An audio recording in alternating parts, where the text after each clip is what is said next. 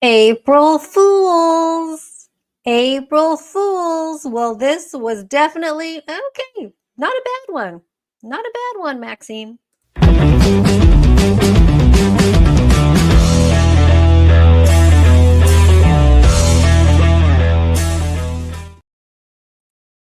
Hi, everybody. Welcome back to the channel. Yeah, this was quite funny. Maxime and Pierre. This was a good little joke on April Fool's Day, but I'm going to talk more about this picture in just a second. It is April 1st, and Mr. Carney took the carbon tax, the consumer portion of the carbon tax, down to zero, even though he looked completely disgusted when he invited the cameras in to do that signing, that show up signing. But I haven't actually filled up any gas today. It's so funny that we get charged a carbon tax when people who import goods that are big polluters like China and India, they don't face any kind of a tax. Now, do they? But a good old little Canadians, we get a tax on us. And this little, for him to take credit for this carbon tax when Pierre Poilievre has been banging on about this tax, among other tax, but particularly the carbon tax, which drives up inflation and makes it so you can't drive a car, which is exactly what Carney and his wife, who I call Skeletor, want us to do. But anyway, and so he gets all the credit for this, and he's a net zero zealot. So I don't know how that works out.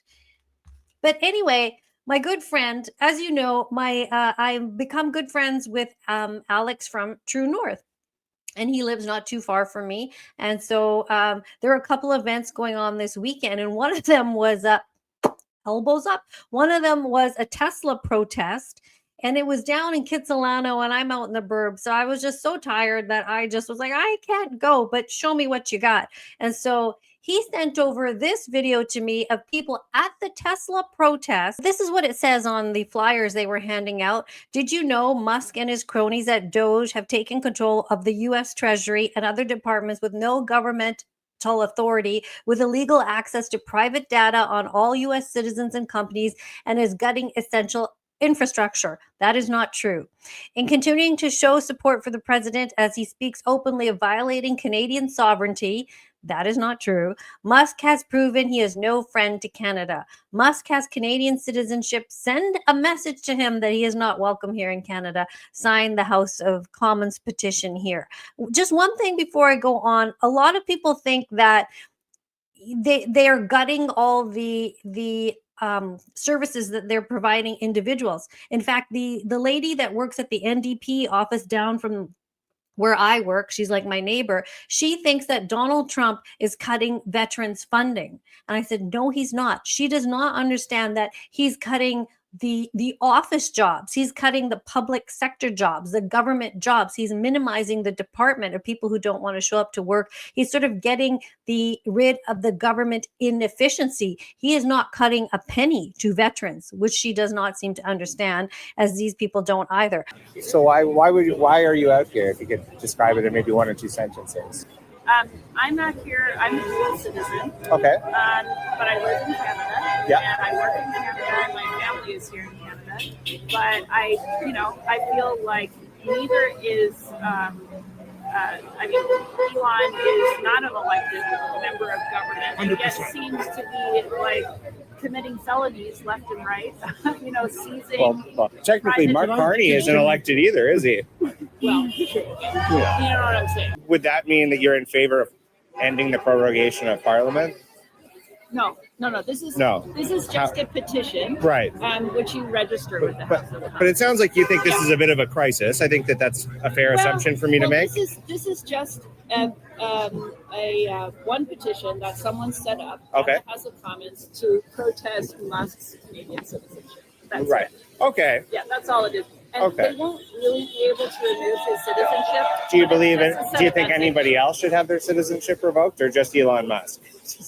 Just Elon Musk. Well, it feels a little selective. What about people who have been convicted of serious, indictable, violent crimes? Don't you think that their citizenship should be revoked before his? Well, here's the thing. Like, what do we do with citizens who commit violent crimes? We have a bit of a revolving door justice system, unfortunately. Well, yeah. So we usually just put them back out on the street. I won't say this is my top priority, honestly. Yeah. I think that she hasn't thought about it. She hasn't thought about it enough. Okay, here's one more person from the protest, the Tesla protest. Given that there's an election coming up in 30 days, who do you think would be best equipped to deal with that? If you don't mind me asking. The government we have in power right now. Okay. What makes you feel that way? They don't know. The options are not there. The We option. don't have other options. The guy we have now in power is the best bet. Carney. Yeah. Okay. That's interesting. So are you a Carney? Maybe I ask if you're a Carney supporter or a Liberal supporter? Anyone who's going to vote for getting us out of this mess. Yeah. The other guy. But if we're in a mess and he's in charge, then wouldn't it be fair to say that he's the one who got us into the mess in the first Are place? you fucking nuts? Get the fuck out of here, you twit. Well, no, I'm just asking. Oh. And that is the IQ level. That is the intelligence level of the people that stand out there. They've not given it any thought at all. They've not thought, like that first lady, when he's like, well, what should we do with other convicted criminals? Or should we have them deported? She hasn't even thought that far. That other Yahoo in the hat there is like, the government we have now is the best government. Really? Have you looked around? No, I just can't believe these people, these low IQ people are walking around. But the funniest thing was also, so that was Saturday. And then Sunday, there was a meet and greet at Jag Meats, some location in Burnaby, which you only got the location once you registered. And I've been having massive allergy problems. I don't know what's wrong with me. And I was just so tired. I couldn't get out of bed on Sunday. So I didn't go to this either. But luckily, my friend on the beat also went to the Jag Meat meet and greet. So I'm going to show you that. So here's the bus arriving. No, it's okay. Don't be sorry. Don't be sorry. It's all good. I'm sure you don't record anything that makes us look stupid. Well, the bus is stopped. Like the bus cannot get in. The bus is Are you camera come shy? down here, and he can't make the turn.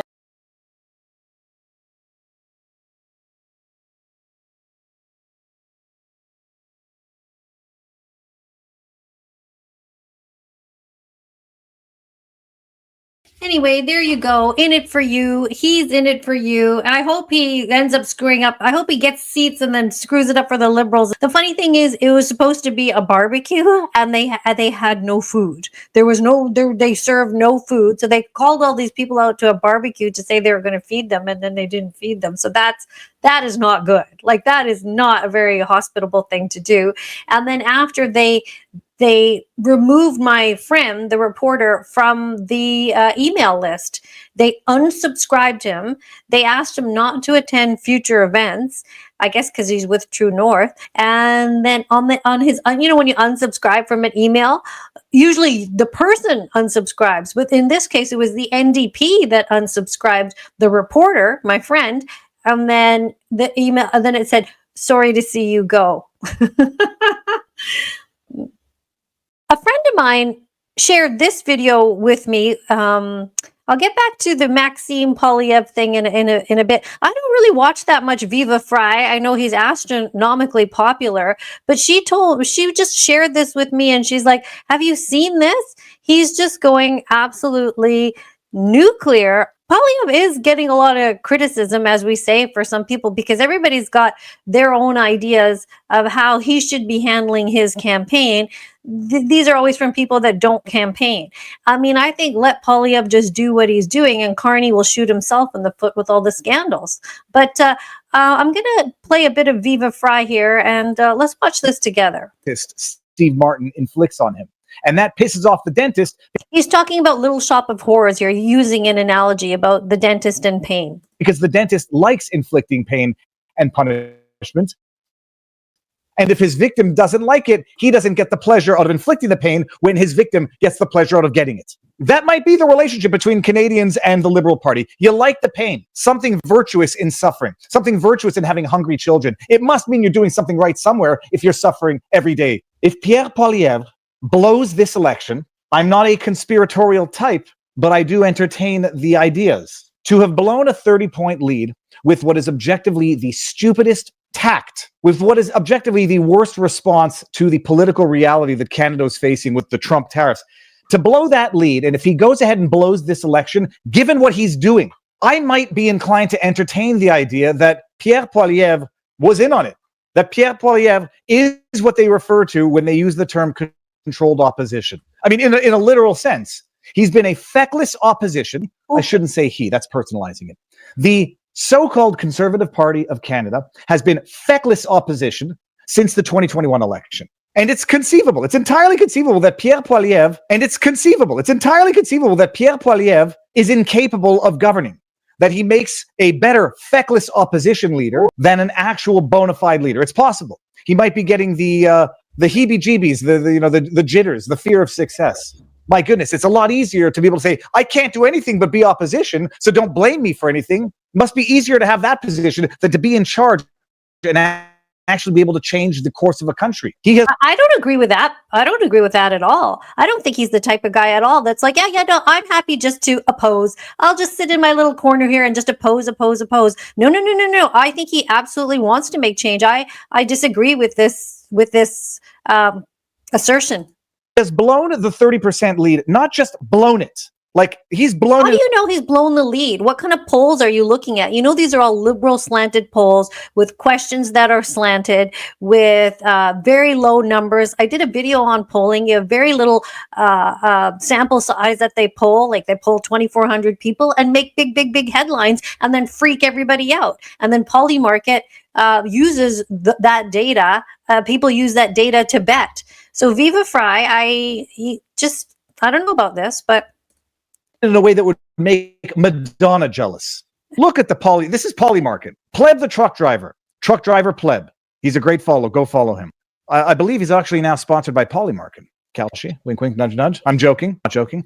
Pierre Poilievre is in free fall on Polymarket right now after a week of record-breaking crowd sizes at his rallies. Do you believe Pierre only has a 30% chance of becoming the next prime minister? I think his chances are much higher than that. The market appears to be acting irrationally. Whether or not you think he's going to pull it out despite his own best efforts at sabotaging not just the lead, the momentum that he had, this is devastating.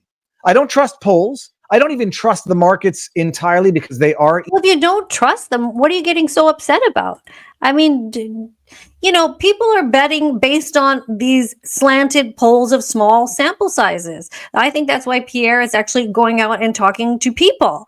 And those are his tactics. You see him on the media a little bit talking about the Chang story and stuff like that. He's saying what he needs to say. He's doing his press conferences. He's on CPAC. He's speaking out. He's connecting with the people. He's not having 50 people line outside a pub and the pub come out and go, we've reached our maximum. Did you see that? 50 people or something turned up for Carney and the pub exceeded the maximum capacity, which was just so pathetic. So I wouldn't stress too much. I think this is making him wiggy a little bit here. I don't know. Let me know if you agree with Viva that you're frustrated, but it sounds like you got poll trolled. You got poll trolled there, right? Just relax. Don't worry about it. Like I said before, the main numbers that we all need to worry about is just people getting out and voting, and that the democratic process is upheld, that nobody messes with our friggin' votes. That's what's needed. The scrutineers, we need everything to be on the up and up. I don't trust what they're going to do with the vote.